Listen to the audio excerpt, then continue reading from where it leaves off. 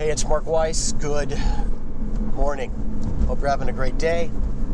So I recently went and applied for Clear, the service that gets you through security lines even faster because it puts me to the head of the pre-check line as opposed to having to even wait in the pre-check line. I like stuff like that. Travel a lot. Well, this is going to be great. But when I went to prove my identity at a Clear station at an airport in Los Angeles, I was, besides having to, do all the biometric stuff, I was asked a series of identifying questions that someone, who in hell knows, the government, the Clear itself, an intermediary that's hired to assess identity, posed. So I was asked a series of questions. I don't know, maybe in total there were 7 or 8. I really wasn't counting.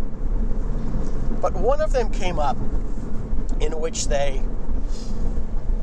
showed a prior address, one of my prior addresses.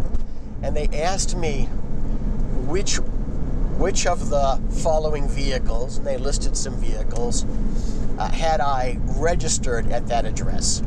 And just to toss out how sort of ridiculous they were in terms of, well, me, it was a 1947 Ford, a 2018 Studebaker. Well, they went out of business a long time ago.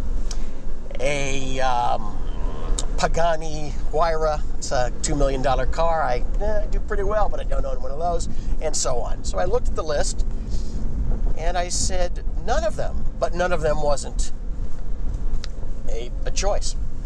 So the attendant who's doing this at the Clear station says, "Are you sure? Take a look again." I don't need to look again. I've never owned any of those cars, so I certainly couldn't have registered them at such and such a prior address. Her response was, "Well, you got one question wrong." That made me think. Are we, the general we, the royal we maybe, but in general we, you too, are we expecting people to give us intelligent or valuable answers to the completely wrong question? The completely wrong question could be in any number of circumstances. It could be on a questionnaire for patients or for clients, customers, whatever you call them. It could be in connection with questions posed during the course of negotiations, questions that not only don't make sense, are completely inapplicable. How often do we really sit down and look at what we're asking and wondering whether those questions are really designed to elicit any truly useful information? Think about it the next time you're taking some test or a quiz or answering someone's questions. Are what they asking make sense? You don't have to believe me on this. You can, in essence, take it for checking. And then look at the questions you're asking in the course of your own business profession, whether it's on a regular basis or whether it's on some sort of